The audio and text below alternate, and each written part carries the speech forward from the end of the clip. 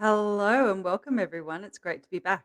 I'm Jodie Fielden and I'm joined by my work wife, bestie, and business partner, Adri Varga. During these podcasts, we share how you can leverage your passion into profit, whether you're a budding entrepreneur, a seasoned business owner, or someone who's just thinking about starting out, you're in the right place. We've just about done it all, and we're here to share with you that you can too, because it's time to believe your business can be everything you ever wanted. It's so true, isn't it? And hi, everyone. Welcome back. It's actually very great to be here with you. And I think this is going to be a very, very special episode because today we are going to be sharing the raw insights into who we are and how we become the woman we are today.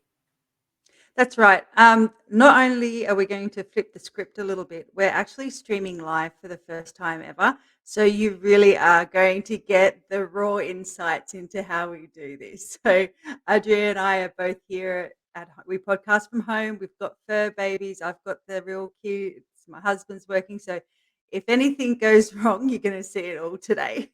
Okay. Absolutely. So I thought it would be fun we thought it'd be fun to interview each other and share with you a little bit more about ourselves and our journey as women in business, and our transition into the world of entrepreneurship, really. Um, Yes. yeah. We'll explore not only, I forgot to mention something else, that we're going to explore the highs and lows of our professional careers, but also our journey, our personal journeys too. Yes, absolutely. And what we are planning to do, we want to share with you the moments that shaped our path. And today, we will not just show you the highs and lows of our professional careers, but also the personal journeys to through some of the biggest challenges the universe put in our way. Yeah, there's been a few. So I'm going to start off interviewing Adri. So Adri is Adrienne Varga. I say your first name different, like 13 years, and I still say your first name different every time I say it. All right. So question number one: if everyone doesn't already know that you grew up in Hungary, they do now. Um, can you tell us what life was like as a kid growing up there?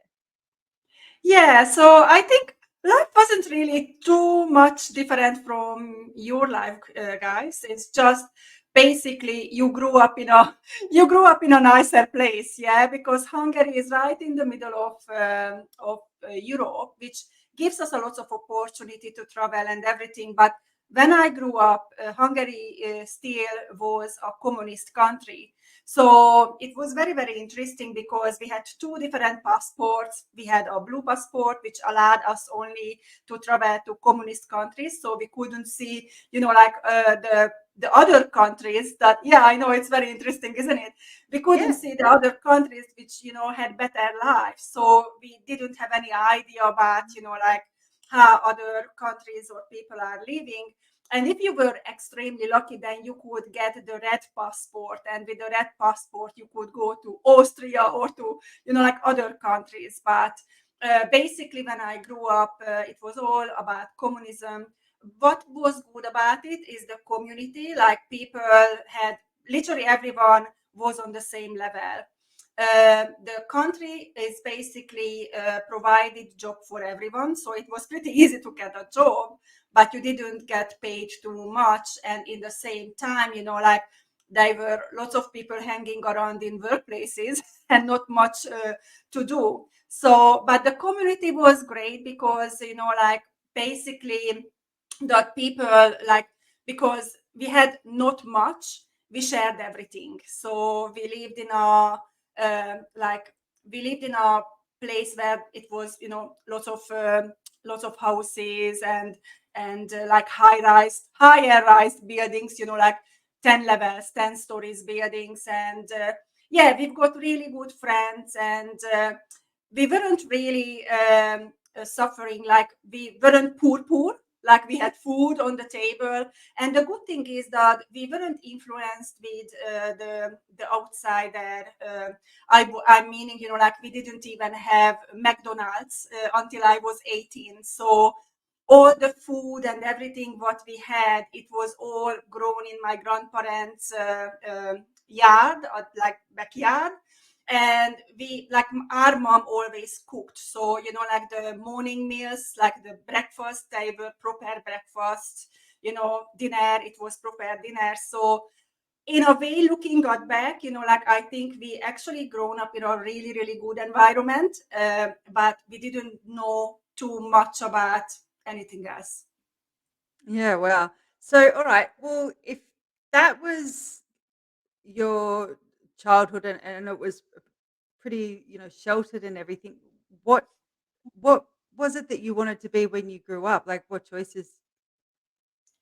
So What? it's actually it's actually very interesting. I was extremely artistic, so I had a exhibition as a artist. Like I liked paintings, and like I had this exhibition, and I was thinking, like it would be really great to to become an artist.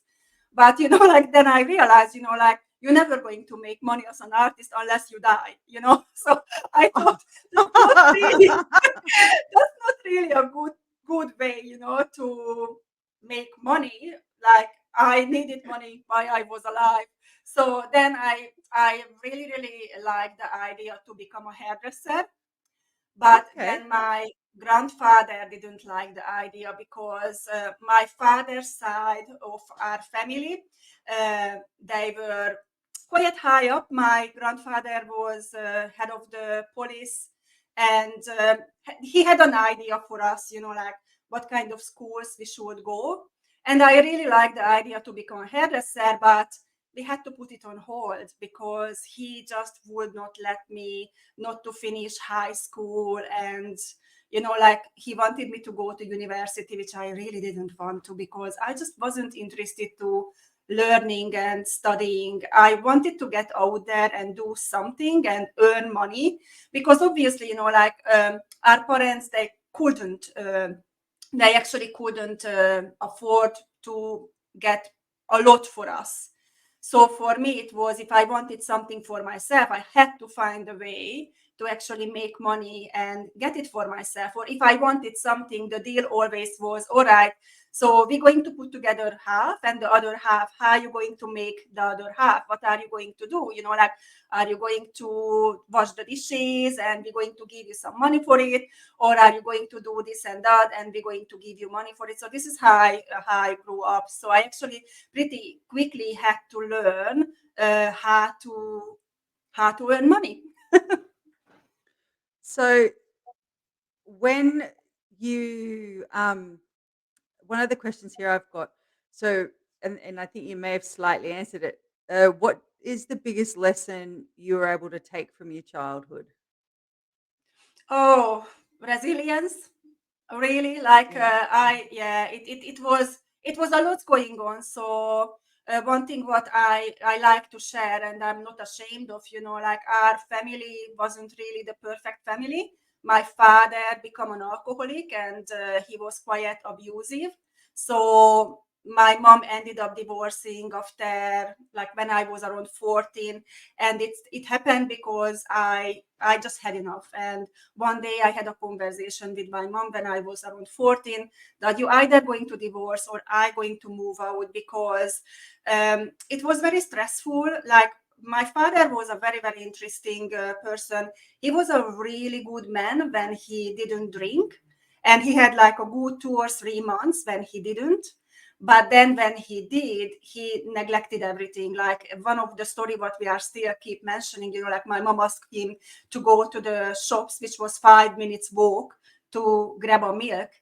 And he didn't come home for 2 days because he met with one of his mate and they ended up in the pub.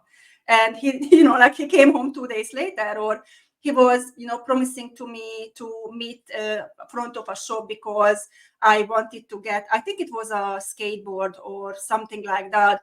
And he did let me down like 4 or 5 times, like we went there with my mom, he never showed up. So this is when I had a choice, if I'm going to feeling hurt all the time, or I just accepted it that he's who he is. And I never really had any expectations towards anyone ever in my life, because I knew I only can trust in myself, and no expectations. So if you promise me something, then if you come, it's really great. But if don't, it's not going to hurt me, because it's just going to be a reflection of who you are. So that belongs to the story. Sorry, my computer just went crazy. um, that's actually that's actually a really powerful lesson to learn quite early. Like Yeah, yeah, yeah, none of yeah, my yeah, lessons were like that. Mine were more angsty teenager lessons, and yours is more like, I'm not going to let you hurt me. You yeah, yeah. that's why you're so good at what you do, because you don't take anything Well, personally, you know you know. what? The thing is, the way I see my father now, he was one of my biggest teacher, because he shaped my life. So without him showing me the way he was, obviously it was my choice. I made a decision what I'm going to do with this. But yeah, like without him, if I would have grown up in an idyllic family, I never would become so resilient, because when you have everything, and you never have to figure out anything in your life, because everything is handed over to you, and you have this whole nice and rosy and magical environment to grow up. When you go out there is a big jungle. Yeah. How you say, there is a jungle out there. So, Yeah, like yeah. for me, I came from the jungle. I was very well prepared to actually go outside to the jungle. And I think this why I become so confident, and also um, so conscious about a lot of things. And I have quite high awareness about environment. And also I learned how can I protect myself without, how can I protect myself, and in the same time, like still stay normal. As normal as you can be. Yeah, exactly. Okay, well then, so do you think it was your dad, or is there another person that was really influential in your life? Well, my dad was the negative side, if we can, if we want to put label on it, yeah, because I see it as a positive right now. Like when he passed away young. He was only 48. When he passed away, I was extremely angry at him, because I was angry at him not being able to create a good life for himself. Like he just wasted his life in my eye, but obviously is not. Mhm. But now what I can see, that was a positive. But really, a very, very positive influence in my life is my mom. Oh, I Without love her your mum. strength, without her strength, we wouldn't be, me and my sister, we wouldn't be where we are. Like she was Mhm. always so strong for us, and like we were struggling. We didn't have a lot of money. I remember her, and this is a story which is still hurting my heart, that she was wearing the same coat in winter for like 10 years, because she had to buy coat for my sister, for me, and like all those little bits and pieces. But she never said a bad word about my father. Like once they divorced, both of them, they had partners, and we celebrated Christmas, name day. In Hungary we have name days, or birthdays. We celebrated together. So my father brought his partner and her two girls, and my mom had a partner and he has two girls. So suddenly it was six girls in the family, and we all got together really well. Like it was just amazing. So Six for me, teenage memories, girls. yeah. And for me, like that was a really great example. When you separate from someone, you are still on good terms. So I brought that into my own life when uh, only one boyfriend in my life. I'm not in bad term, but if I can avoid, like I don't want to talk to him, or I don't want to see him. But all the other boyfriends and my long-term partner, we are still very good friends. So that was something. But my mom is amazing. She is so strong and she was always so understanding. So she's a strong woman, like we left her in Hungary. Me and my sister, we live here in Australia, but she never put a blame on us, or she never blackmailing us, like, oh, you left me here and look at you guys, like, yeah, it's just, she's just amazing. So she's very independent also. So she built her own life, and she doesn't want to come to live in Australia because she has her friends and she has an amazing life over there. So yeah. She's happy. Um, yeah, your mum is a pretty special lady. I love Mama V. Neither Mama V doesn't speak English, and I don't speak Hungarian other than swear words and bad phrases that Adri and our friend Sylvie have taught me. But I love Mama V. Yeah. We can't speak to each other, but we love each other. Yeah. All right. So, what was your first job? If you wanted to be a hairdresser, but what was your first job? So because I couldn't study hairdressing right away because my grandfather had a path in mind, so I had to finish high school. And after high school, I was very resilient. I didn't want to study anymore, And this is when he helped me to get a job. Just a couple of phone calls, and here we are, like Adri has a job. So I ended up in a quite big company in an IT department, and they didn't need it anyone, but let's put her there. So I was there, fluffing around, doing not much really. And then, like, this is when computers started to become popular. So then I started to work in that part with computers, and that was my first job, which it was interesting. I had quite good money. I worked with really nice people, so that was good. Like, I worked with really good people. It was because it was no pressure on anyone. Like, if you finished your job, you finished. If you didn't, like, who cares? Like, we really didn't have any boundaries or anything. So, but the good thing is, it started me on a journey for computers, which later on. I actually ended up to become a software developer, but that was far, far ahead. So the first job was a job that I've got because of my grandfather. So, my next question is, what led you to go against your grandfather and go into hairdressing? How did that come about? Well, I think after a while he softened, and like, yeah. So he had, because it was a communist country, like, even for me to be interested in, say, Buddhism or any other or any religions, like, he just, like, when I started to be interested in Bible, not because I wanted to be, like, praying or being religious, it's just curiosity. Yeah, Mhm. that made him really, really, he didn't like it. So he actually ended up saying, and as much as he loved us, and he's actually, he was a really, really good grandfather. He loved us so much. But he had these little boxes around, like, what we should have feel.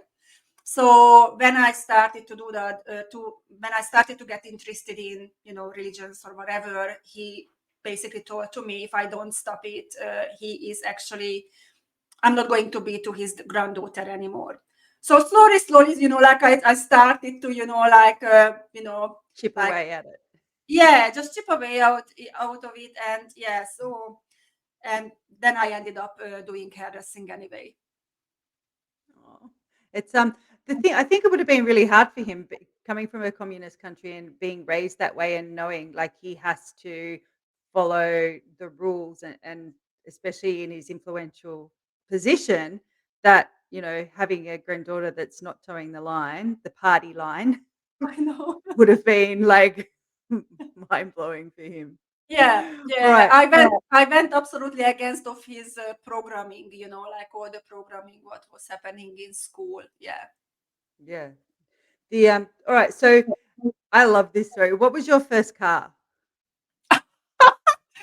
Oh, our first car with one of my boyfriends. Adriana and I were driving along one day, and I can't remember. We were talking cars, and she told me this story about her car and the way they used to do things there, and it cracks me up. All right, so tell me about this first car. So it's a car, but most of you probably wouldn't even know it existed. It's called Warburg. It was a German Oh, car. what? Warburg. I Anyway, can't even type that. yeah, it was a car. Look, like for us, it looked amazing. It was really good. But, like I told Jodie the story that, like in Hungary, we have snow and obviously we have, winter tire and summer tire. But, like when you were driving this car or most of the crappy cars, yeah, what we had in Hungary, sometimes the car couldn't go uphill. So we actually one person was driving and two was sitting on the front, so pushing the weight down to the front wheel so the car could go up the hill. So and many times we had to push it. And also it was just a common thing, like in winter, like it was black ice and car were sliding here and there, and we basically bumped into each other, but it wasn't such a big deal because like it happened to everyone. So but yeah, so Warburg was our first car and then we leveled up. So the next car was actually a Volkswagen Golf, which was very pushy that time. um, so, all right, so you ended up in the posh car. So, what ended up um, bringing you to leave Hungary? Well, it's very interesting because I never liked Hungary, so I never felt connected to Hungary. And yeah, some of my friends they started to move overseas. Some of them they moved to Australia. Some of them they moved to America. But we started to leave Hungary and our town because we wanted to have a better life. And I must say, like for me, I had a good job then. I actually worked in software development. I was testing softwares. I had really good money and good jobs, but I didn't like Hungary. I didn't like the mentality, the negativity. And I remember one of our friends moved to Australia and she told to us, like, oh, come over, girls. But it was so difficult to get visa. So my friend who I wanted to come over to Australia, she ended up in America. And I applied to a visa in America, but I couldn't get it. And I started to date with my ex when I was applying for all these visas. And I kept applying for Australia a visa.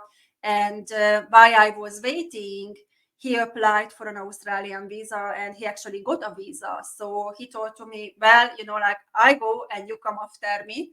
And this is how we ended up. So we came to Australia. We loved it so much. We thought like, well, let's start a new life here in Australia. Literally, we thought about that. We couldn't even speak English. And we didn't know how to find a job or what to do, like we were very delusional. We had money in the beginning, so that money paid for, the student visa and for education, what we had to go through. But yeah, the most important things like speaking and, speaking English or all the others. So I always think, like when people are saying, like, oh, you must have been so brave. And I'm just like, I'm not quite sure if I was brave or stupid. So, like, to move to a country without anything, But then we made a decision that we actually not going to keep in touch with Hungarian people because then we never going to learn the language and then we always going to depend on like a Hungarian community. And it was a rough road. It was very difficult, and but we never looked back. We always thought that was the right and best decision for us. So yeah. And what you've had you owned businesses before, like our part of the story, Yeah, yeah, the yeah, yeah. salon, or you had what businesses had you owned before, and were they here or there or both? So in Hungary, I owned together with my then boyfriend, we had like a branding business. So we created flyers, logos, business cards, and all those things. This is how I met with my long-term ex, like Janos, who we came actually Yeah. together to Australia. So that was a business what I had. But here in Australia, then like we had multiple businesses because János was already a businessman, like a very established businessman in Hungary. He had at one time we laughed, but he had 7 businesses together. And he's a very smart guy, so he was managing all these things. I don't know, like honestly, I don't think he's human. Like his brain is so fast and he's so smart, but I learned a lot from him. So when we moved to Australia, after a while, he started his own business and I helped him with that business. And then together we had a export and import company. And then he moved to Australia, he moved to China and he started a factory over there in China. So this is how we actually ended up being separated because first we did the long distance for a while and then I didn't want to move to China. I didn't want to move to Hong Kong. So we just decided that, well, from now on, after, I don't know, it was like 18 years or 15 years. Yeah, I it was can't a long remember. time, wasn't it? I'm really bad with numbers. So when someone asks, like, when did you broke up? I don't even know the year. So we just decided that we both go, separate ways. So I stayed in Australia and he stayed in China. So yeah. And then I ended up with a hair salon, what I never wanted. I know. The next question was, can you tell your version of how we met and how you ended up, um, yeah, owning the salon that Yeah. you wanted? Yeah, so that was a very stressful situation for me because I used to work in a hair salon and basically what happened, they decided from one day to the other to shut the salon. So obviously, like we didn't know that they either had financial problems or I don't even have any idea. But basically 2 weeks before Christmas, they did let us know that after Christmas, they're going to close the shop and off we go, so that was it. And this is when I started to think about, like János is already started to do business in China. I had to look after myself because he had to look after himself. We invested money. And I'm just like, well, this salon is closed. So clients are going to find us anyway. And I just didn't want to take all those clients to another business. And this is when I said, well, I'm going to look for rent a chair because then I'm going to work for myself. I will have my own hours and, like everything else. And little I know about that, 10 years ago, or I don't know how many years ago, probably 10, 11, 12 years ago. Oh, no, we met 13 years ago, actually. Harper, So 14. No, it's 14 now. Harper just 14. turned 14. Yeah, so that time, rent a chair was almost non-existent here in Australia. In Hungary, it was normal. So I was walking around with my little, resume, looking for rent a chair, and no one wanted to rent a chair for me. So then I was really upset about it, and I said, like, so what am I supposed to do? I didn't want to go to work for someone else, and I decided that time it was Gumtree, a big thing where you could put advertisements. So I actually did put an advertisement that I'm looking for a rent a chair. I was writing down who I am, what kind of environment I'm looking for. And then I got an answer like 5 minutes later. And I said, oh my God, like this is something which, I'm supposed to do. And the funny thing was about it that your salon was 5 minutes walk from where I used to live. But for some reason, I never even thought about it to go to your salon to ask for rent a chair. It was just that salon for me. It was like in a little funny spot where I never got off the bus. Like I just never really recognized that a salon was there. So then I answered right away, and then I went to see you. You were like, yeah, just come anytime. Like I will be there. I have a very young baby and like we will be around. So I went there And I think we clicked from the beginning. Like you were so lovely. It's we had a Which really good plan. surprises me, honestly. Yeah, I don't know. I think it's because it was a different relationship. Like when you Mhm. offer for someone, like a space, and they're going to pay for you for that. Like it's very different from an Yeah, employee or employment yeah, kind of thing. yeah. And But you we were probably got me on a good day. Yeah, I don't know. We clicked, and you told me, like, all right, so I'm going to, have a agreement for you, and you wanted to. I think it was 2 weeks ahead, like a Mhm. bond, what I It was had the to pay, and bond and yep. It was the yeah, bond and then 2 weeks rent, I think, yeah. yeah. And also what you offered for me, it was another girl too who was renting a chair. It was the flexibility, and that was really, really good for us. And also the fairness, what it was, like if you ask us to look after one of the client because you couldn't, we actually had a agreement about it, the share, what we're going to Yeah. get. So you never took advantage of us. We never took advantage of you, and everyone knew their place. So, and like then really we started to bond. And then it's so funny because we had our initial meeting. 1 week later I moved to the salon, and when I moved there with my all my stuff and everything, then you came to me and you said, oh, guess what? And I said, what? I'm pregnant again. The baby is like hardly doing anything. So She was kind. only 4 months old. She was only 4 months Yeah, old, I think. yeah. And Yeah. then you asked me if I would manage the salon for you. And I said, like, oh my God, like I was just kicked out from, like a position, like I went through all these things. And I said, I can't even think about it to managing the business for you. So actually we were leaving that subject for a little while. And I think a couple of months later, I told to you, like, yeah, if you want me, I can manage the Yeah, I business. think because it was so early in the pregnancy, I'd Yeah. had that sort of knee-jerk reaction of, "Oh my god, um, what can I do?" And then you were my plan, and so I'm like, "It's all right, I'll plant the seed and then I'll work on it." You know, take the pressure off, ease her into a false sense of security that there's no expectations. Yeah, yeah.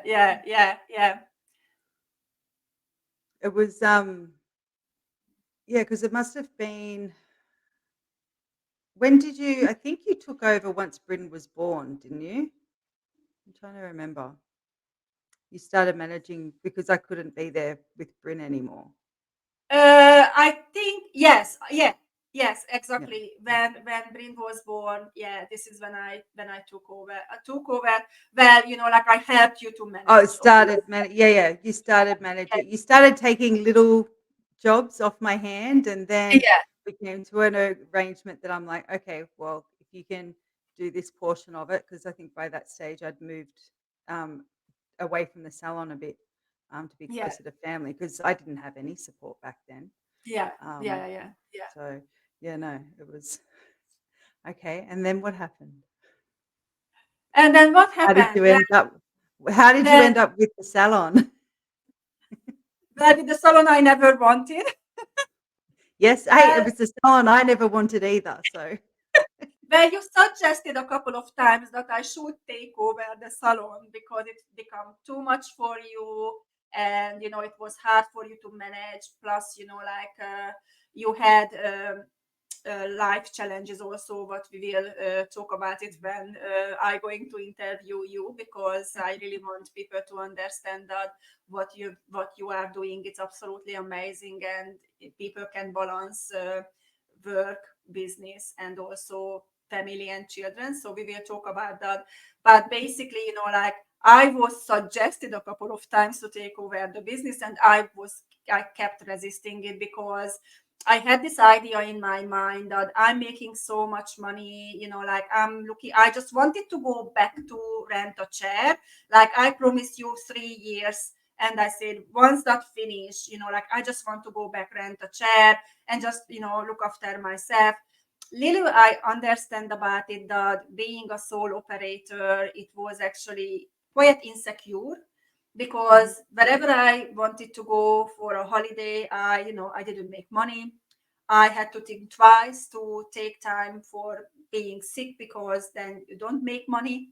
And obviously, when you have a business and when you have a team, all that luxury is going to come with, once you're running a business properly, then you can take time off. So I remember, like we had a couple of meetings, and then one day I said, all right, I'm ready to take over the business. And this is when you came and you said, you know what? The business It's is working just well starting at the to moment. make a little bit of extra money. So can I just have the business a little longer? So at least, like I can enjoy to take some money. And I said, yeah, just whatever it is, like for me, it wasn't urgent, and I really didn't really wanted to take the business over. But Business, yeah, yeah. eventually we ended up. So I took over the business, and I uh, remember one of the conversations we had when I was convincing you to, and convincing, let me just tell you, convincing Adriana to do anything she doesn't want to do is no easy feat. Like, you really need to show her why she would want to do this if she's got it in her mind that she doesn't. Like, there's no but moving it.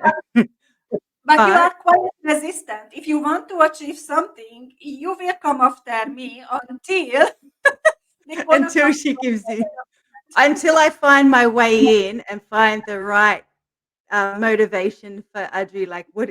So I remember one of the biggest things that got you to soften to the idea was that I'd said to you, okay, so what's your retirement plan? yeah. What is it? So you're working for yourself and you're doing this.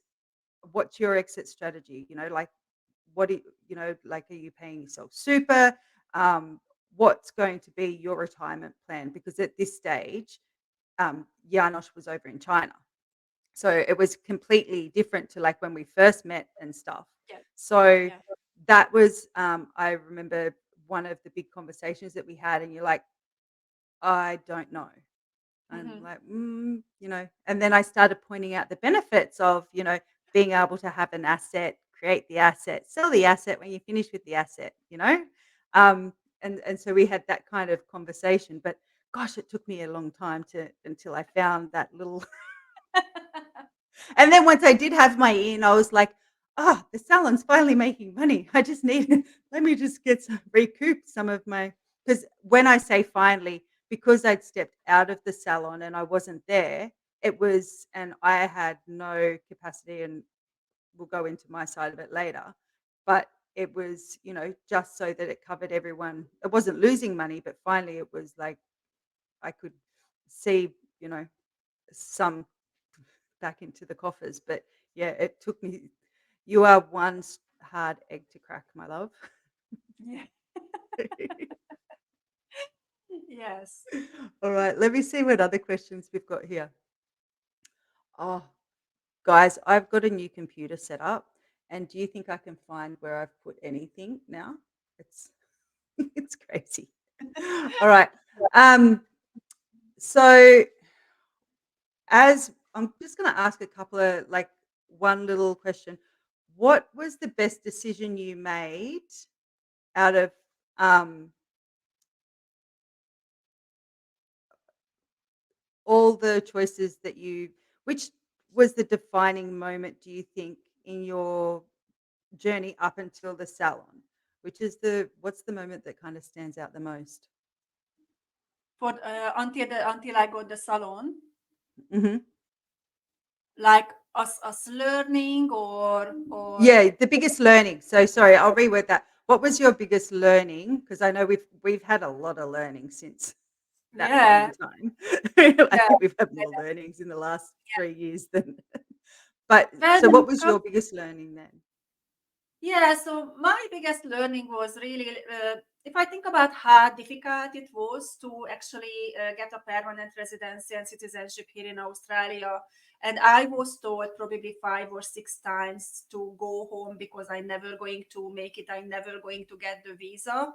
And that I never gave up, and I always find the solution. I never backed off. Like, I did not care whatever whoever was saying, because I wanted to stay so much here in Australia. I love the ocean. I love that people are so friendly and relaxed and, positive minded compared to Hungary, absolutely. And I think the biggest learning for me it was if you really want something, you will find the way around it. It's maybe not going to be easy, but you're going to get there at the end. So it's very important because this is what I'm implementing everywhere in my life.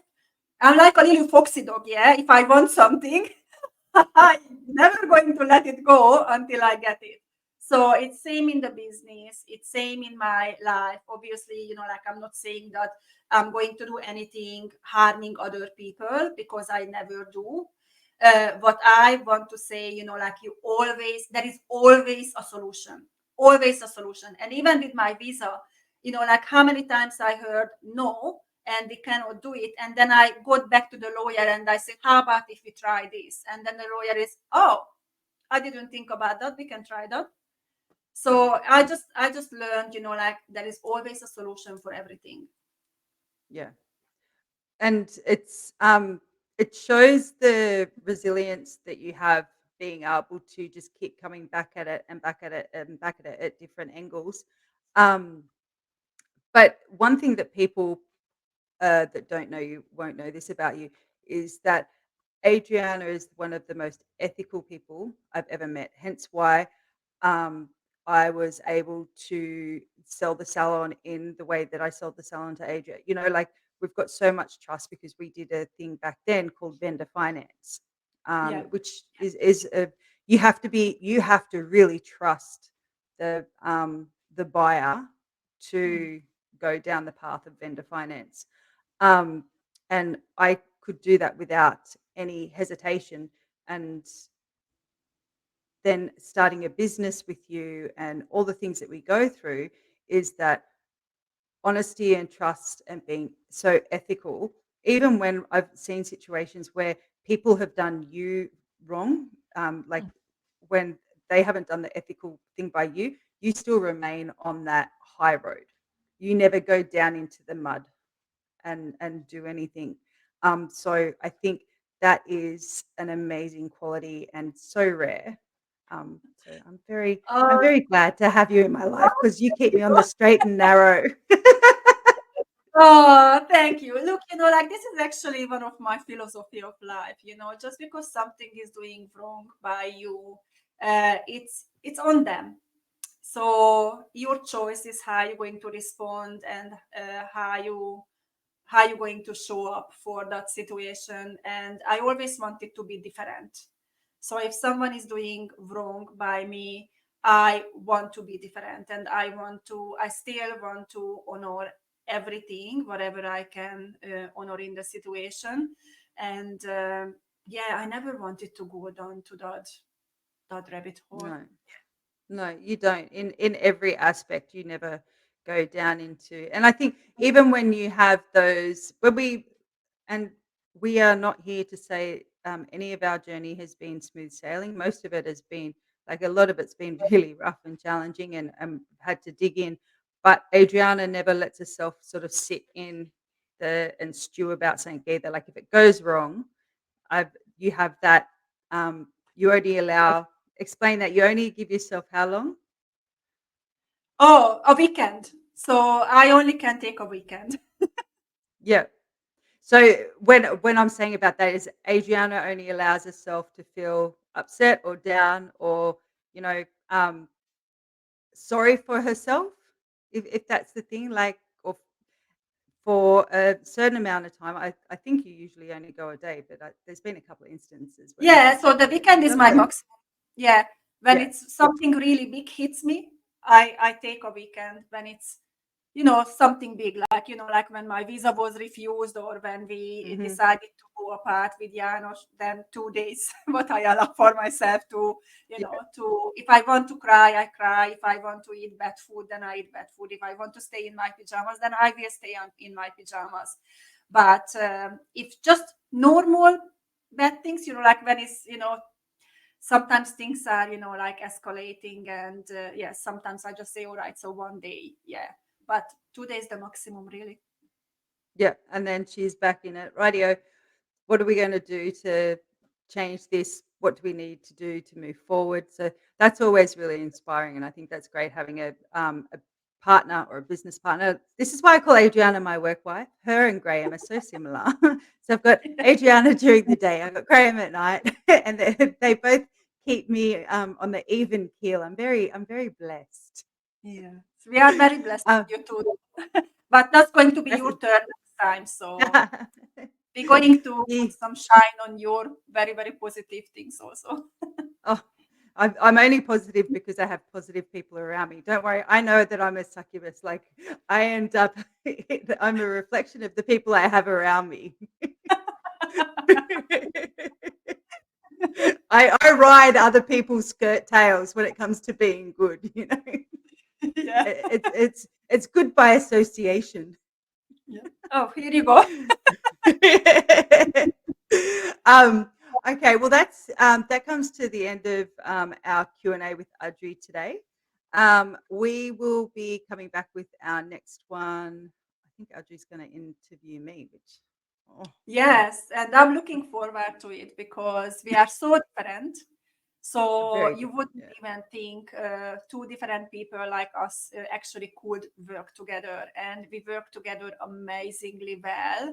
And we have very, very different life, and we have extremely different personality, and we are still working amazingly together. So I'm looking forward interviewing you because your story is just as fascinating and very, very interesting. So yeah, I'm looking forward to that. Oh,